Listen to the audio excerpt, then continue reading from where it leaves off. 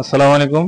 আজকের আলোচনাতে আমরা আমাদের ইটাস এর যে সিরিজ টিউটোরিয়াল আছে, আমাদের এই যে মডেল, এখানে আমাদের আর্থকোয়াক নিয়ে আলোচনা করব। তো কিভাবে আর্থকোয়াক অ্যাপ্লিকেশন করব। তো আর্থকোয়াক অ্যাপ্লিকেশন করার পূর্বে আমাদের আসলে আর্থকোয়াকের যে সব প্যারামিটার গুলো আছে, আর্থকোয়াক আমাদের বিল্ডিংটা কোন জোনে আছে, আর্থকোয়াক জোন, ইম্পর্টেন্স এর কত, সাইট ক্লাস কি, সয়েল টাইপ কি, আমাদের ডিজাইন ক্যাটাগরিটা কি হবে, এই জিনিসটা আমাদের নির্ণয় করতে হবে। তো প্রথমে যদি আসি, তা আমাদের প্রথমে আর্থকোয়াক নির্ণয় করতে গেলে আমাদের প্রথমে দেখতে হচ্ছে সাইট ক্লাসিফিকেশন। মানে আমাদের বিল্ডিংটা সিসমিক ডিজাইন ক্যাটাগরি কি হবে তা নির্ণয় করা আমাদের নির্ভর করে সাইট ক্লাসিফিকেশনের উপর, সয়েল টাইপের উপর।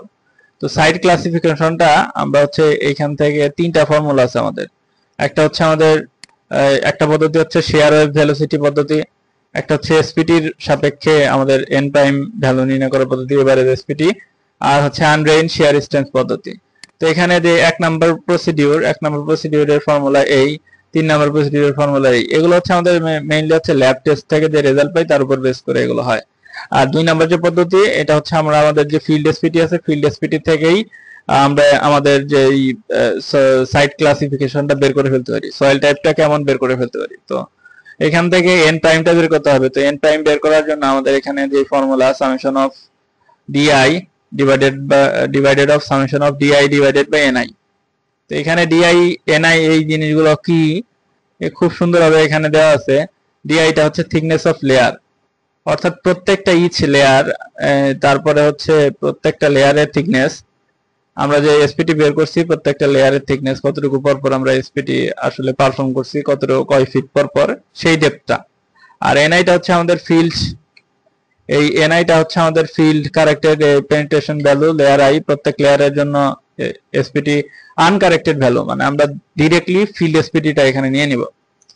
তো আমাদের সাইট ক্লাসিফিকেশন এন প্রাইমটা পাবো। তো এন প্রাইমের ক্ষেত্রে কি ডিপেন্ড করে আসলে, যদি আমাদের এন প্রাইমের ভ্যালু, অর্থাৎ এবারে এসপিটির ভ্যালু যদি আমাদের 15 থেকে 25 হয়, তার মানে সয়েল সাইট ক্লাস এসসি, অর্থাৎ সয়েল টাইপ আর কি এসসি। এসসির আবার এখানে সয়েলের প্রোফাইলটা কেমন হবে, 100 ফিটের মধ্যে।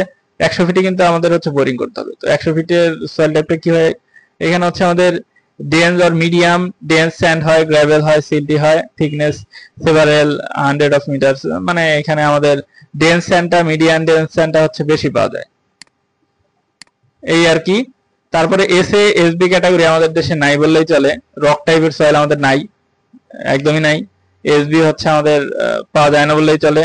এসসি এসডিটা আমাদের দেশে বেশি হয়, অর্থাৎ এসপিটি আমাদের 15 থেকে 50, 15 কম এর মধ্যেই ডিপেন্ড করে এই সয়েলের যে ডেসক্রিপশন অনুযায়ী আমাদের, এবং এন প্রাইমের ভ্যালু অনুযায়ী আমাদের এই এসডি ক্যাটাগরি এবং এসসি ক্যাটাগরিটা বেশি পাওয়া যায়। মাঝে মাঝে আমাদের এস1 এস2 পাওয়া যায় অনেক ক্ষেত্রে।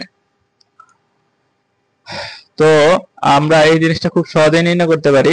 তো নির্ণয় করার জন্য আমাদের আসলে একটা সয়েল টেস্ট প্রয়োজন। তো আমরা আমাদের জমিতে যে সয়েল টেস্ট পারফর্ম করব, বোরিং করব, তো বোরহোল থেকে আমরা আসলে যে এরকম একটা বোর লক পাই, বোর লক তৈরি করি আর কি, যে 5 ফিট কত ডেপথ আর কি, ডেপথ 3 ফিট, 5 ফিট পর পর আমরা এসপিটি কাউন্ট করছি। তো প্রথম 5 ফিটের জন্য 3 পাওয়া গেছে, পরের 5 ফিটের জন্য 5 পাওয়া গেছে, তারপরের 5 ফিটের জন্য 7 পাওয়া গেছে। এভাবে আনকারেক্টেড এসপিটি ভ্যালু আমরা এখানে পাইছি। তো এইগুলো যদি আমরা যে আমাদের এক্সেল ডেভেলপ করা হয়েছে এই ফর্মুলা দিয়ে, যদি এক্সেল এ বসাই, তো এবারে এসপিটি ভ্যালু 78.4 পাচ্ছি। তার মানে আমাদের সাইট ক্লাসিফিকেশন বা সয়েল টাইপটা আমরা পাইতেছি এসসি ক্যাটাগরি সয়েল। তো এসসি ক্যাটাগরি সয়েল পাওয়ার পরে আমাদের তারপরের কাজটা আসে আমাদের বিল্ডিং এর ক্যাটাগরিটা কি হবে। আসলে আমাদের বিল্ডিং এর যে ডিজাইন, এই সিসমিক ডিজাইন ক্যাটাগরিটা কি হবে। এই সিসমিক ডিজাইন ক্যাটাগরিটা আমাদের কিন্তু যে সয়েলের যে প্রোফাইল বা সাইট ক্লাস, এই সাইট ক্লাসের উপরে কিন্তু নির্ভর করবে। যদি আমরা আমাদের এখানে দেখি যে যদি আমাদের সয়েলটা এসসি হয় আর আমাদের জোন কোন জোনে পড়ছে, তার মানে 1 নাম্বার হইতে হবে আমাদের সয়েলের সাইট ক্লাসটা হইতে হবে কেমন, আর আমাদের কোন জোনে পড়ছে। এখন বুঝতে হবে জোন কয়টা। আমাদের বাংলাদেশকে সিসমিক জোন 4টা জোনে ভাগ করা হয়েছে। তো আমরা যদি দেখি, আমাদের যদি এখান থেকে দেখি যে এই যে কন্ট্রোল ম্যাপ, এই কন্ট্রোল ম্যাপে আমাদের বাংলাদেশকে 4টা জোনে ভাগ করা হয়েছে। এই যে গ্রিন, এই যে কালার, সবুজের কাছাকাছি যে কালার, এটা আমাদের জোন 1 নির্দেশ করে, হলুদ যে কালার জোন 2 নির্দেশ করে, এরপরে বেগুনি যে কালার জোন 3, আর জোন 4 সিলেট অঞ্চল নিয়ে হচ্ছে, সিলেট ময়মনসিংহ এই অঞ্চল নিয়ে হচ্ছে আমাদের জোন 4। আর দক্ষিণবঙ্গ আমাদের ম্যাক্সিমাম অংশটাই হচ্ছে জোন 1 এ পড়ছে, আর কি সুন্দরবনের কিছু অংশ হচ্ছে জোন 2 পড়ছে, আর ঢাকা যে মাছ, দেশের মাছ বরাবর যেই কন্ট্রোলটা দেখতে পাচ্ছি এটা হচ্ছে জোন 2 পড়ছে। আর চিটাগং, নোয়াখালী এইসব, কিশোরগঞ্জ, গাজীপুর এই অঞ্চলগুলো হচ্ছে আমাদের রংপুর জোন 3 তে পড়ছে, এই যে বেগুনি কালার যেটা দেখতে পাচ্ছেন। এরপরে আমাদের হচ্ছে, তার মানে আমাদের এখান থেকে আমরা জোন পাইতেছি। তো আমরা আমাদের ফিগারে যদি আসি এখান থেকে,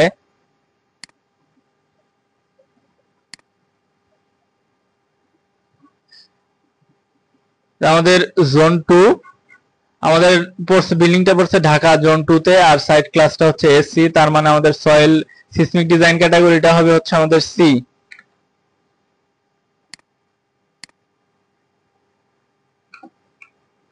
তো আমাদের এখান থেকে আমাদের দেখলাম যে সিসমিক ডিজাইন ক্যাটাগরি হচ্ছে আমাদের সি, জোন 2 যেহেতু সি তে পড়ছে, অর্থাৎ building seismic design category C, আমরা ইন্টারমিডিয়েট করতে পারবো আর কি, স্পেশাল করা লাগবে না। ডি হইলে আবার আমাদের হচ্ছে স্পেশাল করা লাগতো। যদি দেখি আমাদের যদি জোন 4 হয় বা 3 হয়, তাহলে কিন্তু আমাদের এসসি ক্যাটাগরির সয়েল হলেও আমাদের seismic design category D, building এর সিসমিক ডিজাইন ক্যাটাগরি ডি হবে, এই জিনিসটা যেন আমাদের খেয়াল থাকে। তারপরে হচ্ছে আমাদের তাহলে সিসমিক ডিজাইন ক্যাটাগরি বের করলাম, তারপরে সাইট ক্লাস বের করলাম, অকুপেন্সি ক্যাটাগরি বের করলাম, ইম্পর্টেন্স ফ্যাক্টর লাগবে এখন আমাদের। অর্থাৎ আমরা যদি দেখি আমাদের বেস শেয়ার নির্ণয় করতে গেলে যা যা লাগে, এসএনটি ডাব্লিউ, ডাব্লিউ হচ্ছে বিল্ডিং এর সাইজমিক ওয়েট। তো এই সাইজমিক ওয়েটটা মূলত মাস, বিল্ডিং এর মাসের সাথে সম্পর্কিত। আমরা যদি দেখি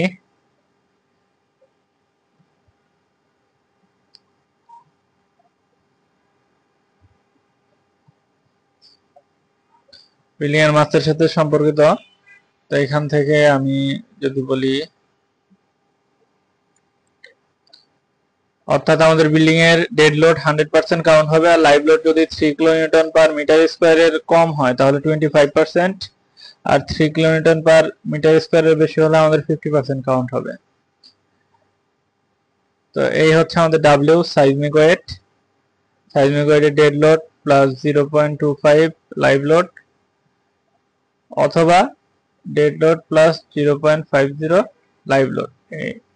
50 হবে কখন, যখন আমাদের হচ্ছে 3 কিলোনিউটন পার মিটার স্কয়ারের বেশি হবে লাইভ লোডের ইন্টেন্সিটি আমাদের স্ট্রাকচারে, আর 25 হবে জেনারেলি আমরা যে ইউজ করি 3 কিলোনিউটন পার মিটার স্কয়ারের যদি কম হয় বা 3 কিলোনিউটন পার মিটার স্কয়ারের সমান হয়, সেই ক্ষেত্রে আমাদের 25% লাইভ লোড কাউন্ট করতে হবে। এটা বিল্ডিং এর সাইজমিক ওয়েট বা মাস আর কি। তো এসে স্পেকট্রাল অ্যাক্সিলারেশন, এসেটা হচ্ছে স্পেকট্রাল অ্যাক্সিলারেশন। অ্যাক্সিলারেশনের ফর্মুলা হচ্ছে আমাদের ZICS ডিভাইডেড বাই আর, আর এখানে আমাদের একটা হচ্ছে আছে, এখানে কনস্ট্যান্ট আছে হচ্ছে 2/3। তো জেডটা হচ্ছে আমাদের জোন ফ্যাক্টর, জোন ফ্যাক্টর। তো এই জোন ফ্যাক্টরটা আমাদের আগেই দেখছি যে বাংলাদেশকে 4টা জোনে ভাগ করা হয়েছে। তো সিসমিক জোন ফ্যাক্টরের মধ্যে হচ্ছে যে আমাদের জোন 1, জোন 2, 3, জোন 4। তো ঢাকা হচ্ছে আমাদের জোন 2 তে পড়ছে, তার মানে হচ্ছে ফ্যাক্টরটা হচ্ছে বা কোএফিশিয়েন্টটা হচ্ছে 0.20। আর যদি অন্য জেলা হয় সেই ক্ষেত্রে সেই অনুযায়ী বসাইতে হবে। তো এই চার্টটা 6.2.1.5 বিএনবিসির এই চার্টের মধ্যে দেওয়া আছে অলরেডি, জেলা ওয়াইজে দেওয়া আছে, আমরা দেখে নিব। আমাদের যেহেতু ঢাকা অর্থাৎ 0.20, এটা নিয়ে আমরা কাজ করব। ইম্পর্টেন্স ফ্যাক্টর আই, তো আইটা বুঝতে গেলে আমাদের ইম্পর্টেন্স, বিল্ডিং এর ইম্পর্টেন্সটা বুঝতে হবে। তো এই ইম্পর্টেন্স বোঝার জন্য যদি আমরা আসি যে আমাদের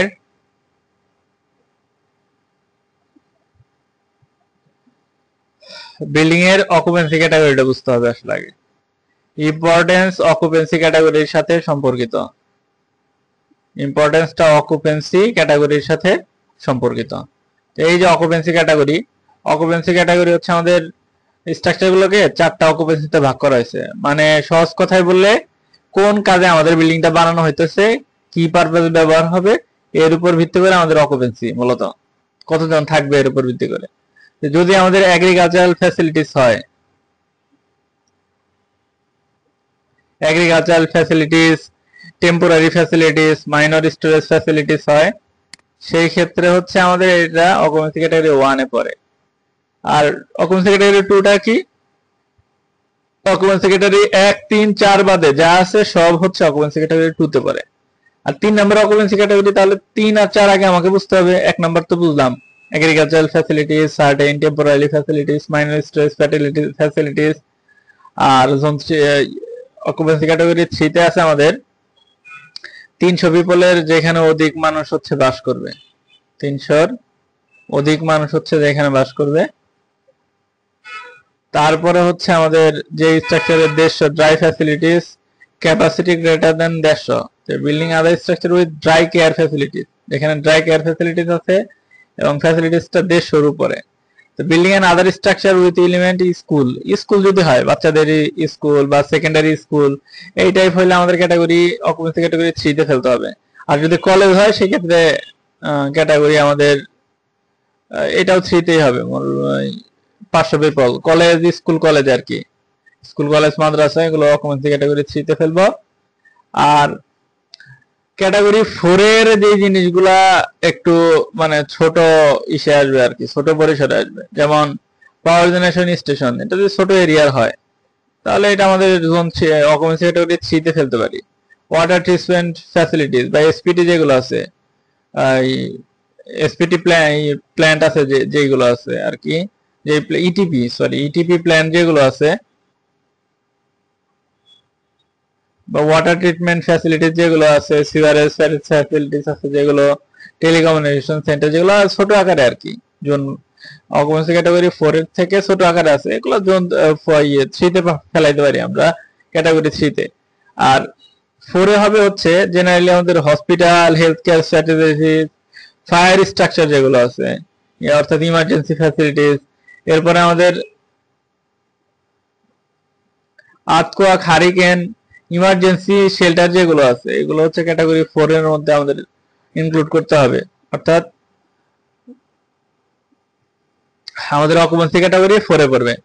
এইগুলো বাদে যেইগুলো থাকবে সেগুলো হচ্ছে আমাদের ক্যাটাগরি 2। তার মানে আমাদের বিল্ডিংটা, রেসিডেন্সিয়াল বিল্ডিংটা ক্যাটাগরি 2 এর মধ্যে পড়তেছে। তো ক্যাটাগরি যদি 2 পড়ে, অকুপেন্সি ক্যাটাগরি 2 হলে আমাদের ইম্পর্টেন্স ফ্যাক্টরটা কত হবে আমরা এটা চার্টে পাবো আর কি, যে আমাদের এখানে খুব সুন্দরভাবে চার্ট আছে। যদি আমাদের অকুপেন্সি ক্যাটাগরি 1, 2 হয় তাহলে আমাদের হচ্ছে ইম্পর্টেন্স ফ্যাক্টরের মান হবে 1, যদি 3 হয় 1.25, 4 হলে 1.50, ফ্যাক্টর বেশি আর কি। তো এখানে আমাদের যেহেতু 1, অর্থাৎ বেস শেয়ারের যে ফর্মুলা, এখানে আমরা কিন্তু জেড এর মান পাইছি, জোন ফ্যাক্টর পাইছি, ইম্পর্টেন্স ফ্যাক্টর পাইছি, আর আমাদের এখানে আর লাগবে। আর হচ্ছে আমাদের বিল্ডিং এর রেসপন্স ফ্যাক্টর আর কি, রেসপন্স রিডাকশন ফ্যাক্টর বা রেসপন্স মডিফিকেশন ফ্যাক্টর যাই বলি না কেন, রেসপন্স রিডাকশন ফ্যাক্টর।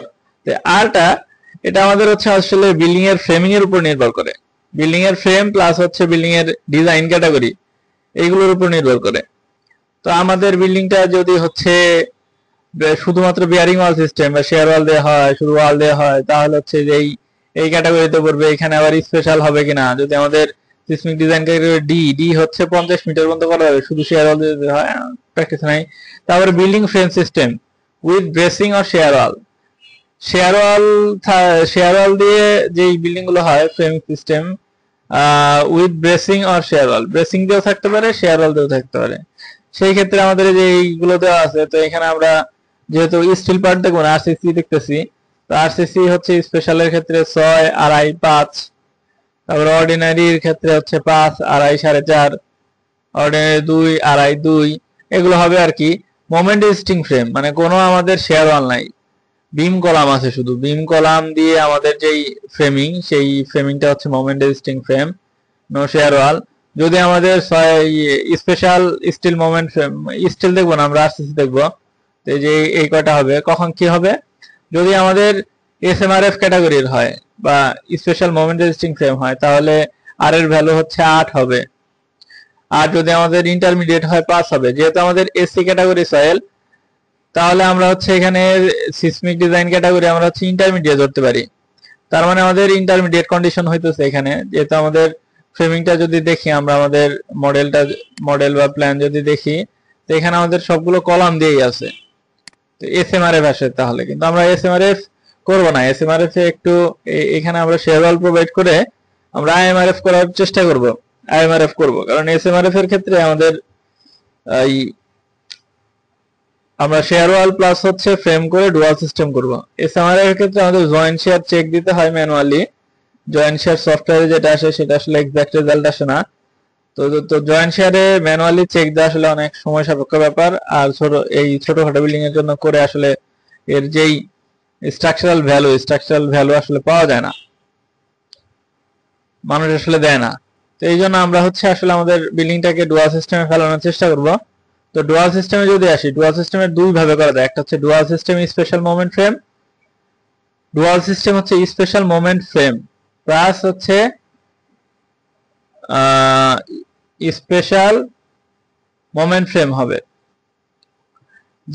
যেখানে আমাদের ফ্রেমগুলো হচ্ছে মিনিমাম 25% হচ্ছে ল্যাটেরাল ফোর্স নিতে পারবে আর কি। শেয়ার ওয়াল তো সাথে থাকবেই, ডুয়াল সিস্টেমে শেয়ার ওয়াল কিন্তু সাথে থাকবে। স্পেশাল মোমেন্ট ফ্রেম আমরা নিতে পারি। স্পেশাল মোমেন্ট ফ্রেম মানে ফ্রেমগুলো স্পেশাল হবে, এটাও আমরা নিব না। স্পেশাল মোমেন্ট ফ্রেম নিলে কিন্তু আমাদের কত 7, 2.5, 5.5 হইতেছে। তো আমরা হচ্ছে আসবো নিচেরটায়। ডুয়াল সিস্টেমে আমরা স্পেশাল ওয়াল করব, কিন্তু হচ্ছে ইন্টারমিডিয়েট ফ্রেম করব, আইএমএফ করব। তো এটা হচ্ছে আমাদের ইকোনমিক্যাল।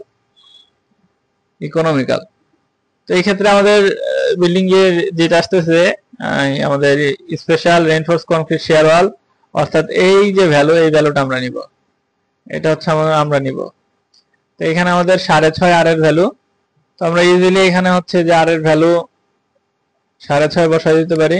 মানে আর এর ভ্যালু এখান থেকে পাইলাম সিএস জিনিসটা হচ্ছে আমাদের নরমালাইজ অ্যাক্সিলারেশন। এই অ্যাক্সিলারেশনটা মূলত হচ্ছে আমাদের দুইটা জিনিসের উপর নির্ভর করে। একটা হচ্ছে সাইট ক্লাস, আর একটা হচ্ছে আমাদের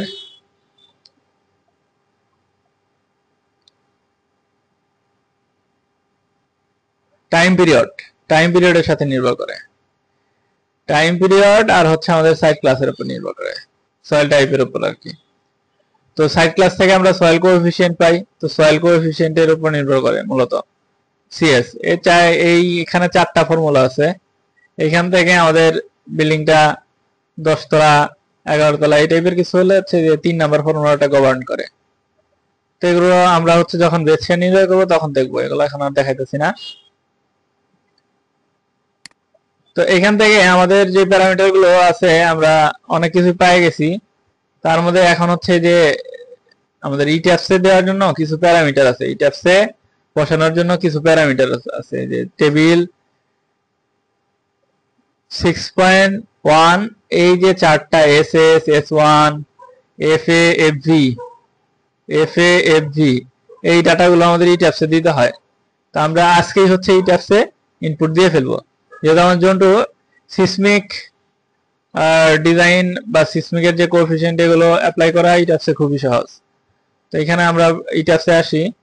আমাদের বিল্ডিংটা কিন্তু এখনো ডুয়াল সিস্টেম হয় নাই। এখানে কিন্তু আমাদের সবই মোমেন্ট রেজিস্টিং ফ্রেম আছে। এখানে শুধুমাত্র একটা শেয়ার ওয়াল আছে, কিন্তু একটা শেয়ার ওয়াল দিয়ে আমাদের আসলে ডুয়াল সিস্টেম এখানে এই শুধুমাত্র এই কর্নারে এই সাইডে দিয়ে আমাদের কভার করবে না।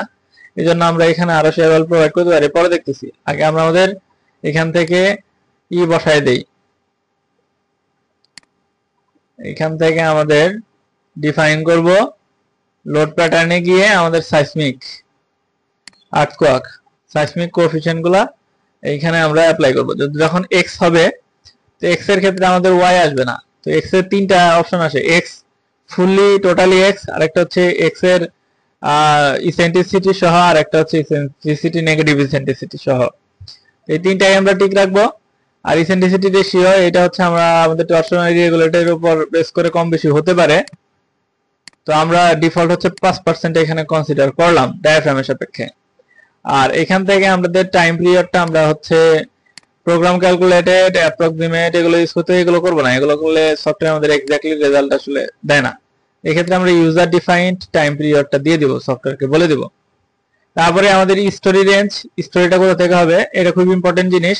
আমাদের আর্থকোয়াকটা হচ্ছে বেস থেকে কাউন্ট হবে, বেস থেকে একদম টপ পর্যন্ত। তো এখানে টপ হচ্ছে ওভারহেড ওয়াটার রিজার্ভার। তারপরে এখানে হচ্ছে যে আমাদের রেসপন্স মডিফিকেশন ভেক্টর আর ওমেগা সিডি আই, অর্থাৎ এই যে চারটা আছে, এই যে চারটা আছে রেসপন্স মডিফিকেশন ফ্যাক্টর, এই ফ্যাক্টরগুলো আমাদের বসাইতে হবে। যেহেতু আমরা ডুয়াল সিস্টেম করব, এই জন্য আমরা হচ্ছে যে এই ভ্যালুগুলো, প্রথমটা হচ্ছে আর, পরেরটা সিডি, তো এগুলো আমরা হচ্ছে এখানে বসাই।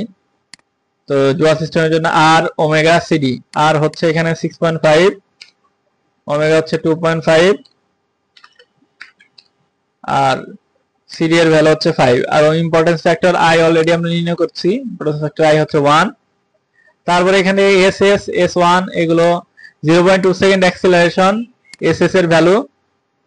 আর এরপরে হচ্ছে এস ওয়ান এর ভ্যালু, এগুলো আমরা চার্ট থেকে পাবো। তো চার্ট থেকে যদি দেখি, চার্ট থেকে আমাদের এস এস টা আসতেছে হচ্ছে জোন 2 0.5, এস ওয়ানটা হচ্ছে 0.2। তারপরেরটা হচ্ছে এসসি ক্যাটাগরি, জোন 2 তে 1.15, এফ এ, এফ ভি এর ভ্যালু হচ্ছে আমাদের 1.725, 1.15, 1.725। তো এগুলো আমরা হচ্ছে এখন বসাই। তো এখান থেকে এস এস হচ্ছে আমাদের 0.5, আর হচ্ছে 1 সেকেন্ড অ্যাক্সেলারেশন এস ওয়ানটা হচ্ছে 0.2। আর লং পিরিয়ড ট্রানজিশনাল পিরিয়ড, এটা হচ্ছে আমরা 2 সেকেন্ডের জন্য কাউন্ট করব, 2 second. Long period transitional period হচ্ছে 2 সেকেন্ড। তারপরে এখান থেকে সাইড ক্লাস আমাদের এখানে এ বি সি ডি, এই সাইড ক্লাসটা কিন্তু আমাদের এসি কোডের সাইড ক্লাস। তো এসি কোড না, আমরা হচ্ছে ইউজার ডিফাইন দেব। ইউজার ডিফাইন ইন্টারফেস এর মধ্যে হচ্ছে এফ, আর এসি তে হচ্ছে ই পর্যন্ত আছে side class, A B C D E. এই সাইড ক্লাসের সাথে আমাদের সাইড ক্লাস কিন্তু মিলবে না, এজন্য আমরা হচ্ছে এখান থেকে এফ নিব। ইউজার ডিফাইন নিয়ে এফ এ হচ্ছে 1.15, আর এফ বি হচ্ছে 1.725। তো এখান থেকে অলরেডি হচ্ছে যে আমাদের এইগুলো পাই যাবো, আমরা কোএফিসিয়েন্ট গুলো পাই যাব। তারপরে এই ভ্যালুগুলো হয়ে গেলে ওয়াইও এর হচ্ছে সেম ভ্যালুগুলো বসাবো। তখন আর এক্স ডিরেকশন থাকবে না, তখন হচ্ছে ওয়াই ডিরেকশন হবে। ওয়াই ডিরেকশন হইলে টাইম পিরিয়ড আমরা এখানে আসলে ক্যালকুলেট করি নাই, ক্যালকুলেট করে দেব। তারপরে এখানে 6.5, 2.5, 5 importance 1, acceleration 0.5, 0.2, 2 second, user defined 1.15, 1.725। তারপরে এখান থেকে আমরা টাইম পিরিয়ড ক্যালকুলেশন করব। টাইম পিরিয়ড আমরা ক্যালকুলেটরও করতে পারি, অথবা এখান থেকে সরাসরি করতে পারি। যদি আমরা আমাদের মডেলে আসি,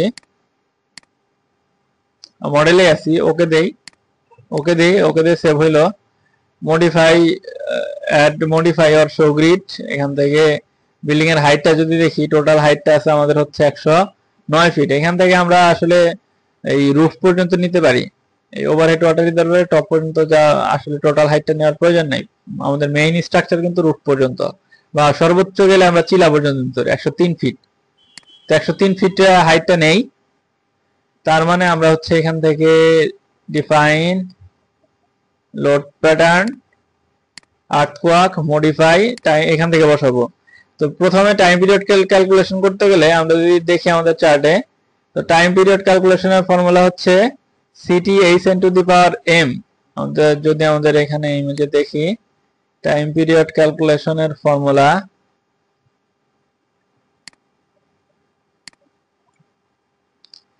টিএ, টাইম পিরিয়ড হচ্ছে CT H N to the power M. তো এখানে আমাদের হচ্ছে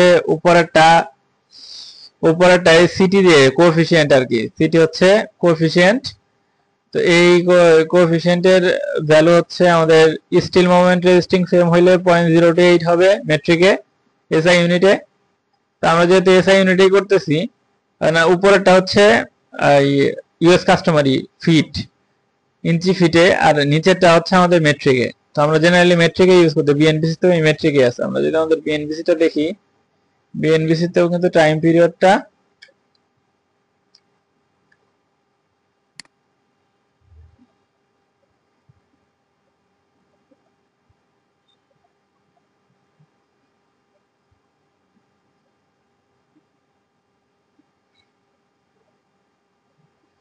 টাইম পিরিয়ডটা মেট্রিক ইউনিটে আছে, আমাদের বিএনপিসিটা পুরোটাই তো মেট্রিক ইউনিট, তো এখানে হচ্ছে মেট্রিক ইউনিটে আছে।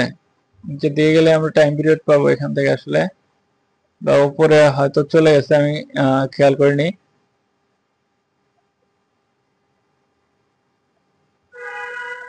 বিল্ডিং টাইম পিরিয়ড আর কি।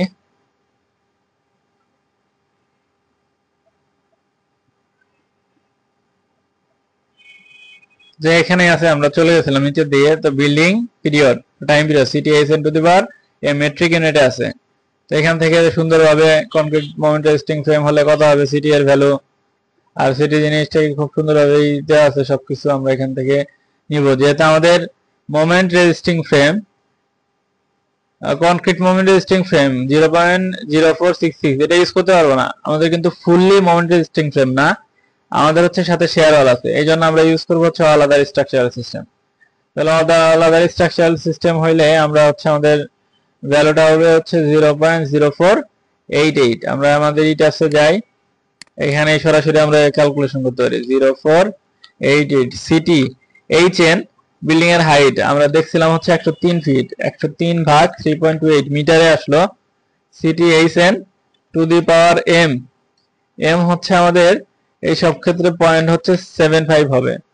আমাদের এই যে চারটা দেখলে আমরা বুঝতে পারবো, এখান থেকে 0.75, অল আদার স্ট্রাকচারাল সিস্টেম হচ্ছে 0.75 এম, আর এখানে হচ্ছে এক্স আছে আর কি, এ সি কোডে এক্স আছে, আর আমাদের বিএনপি হচ্ছে এম আছে 0.75। তারপরে একে আমরা হচ্ছে 1.4 টাইমস করতে পারি ম্যাক্সিমাম, ইনটু 1.4 টাইমস। তাহলে আমাদের টাইম পিরিয়ডটা একের নিচে আসলো, একের নিচে থাকলে আসলে হচ্ছে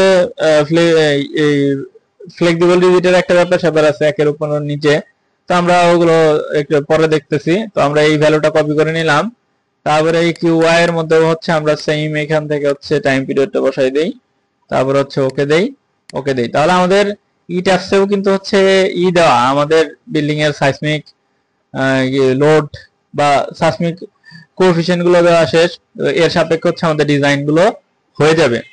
তো এই ট্যাপসে হচ্ছে আমরা আমাদের সিসমিকের যে সব প্যারামিটার গুলো ইনপুট দেওয়ার প্রয়োজন ছিল ইনপুট দিয়ে ফেলেছি, এবং ম্যানুয়ালি আমরা দেখেছি। ম্যানুয়ালি আমরা হচ্ছে শুধুমাত্র বেস শেয়ার ক্যালকুলেশনটা দেখব আমাদের অ্যানালাইসিস পার্টের পরে। তো আজকের ভিডিওটা এই পর্যন্ত, আশা করি ভালো লাগছে। ভালো লাগলে অবশ্যই লাইক কমেন্ট শেয়ার করবেন।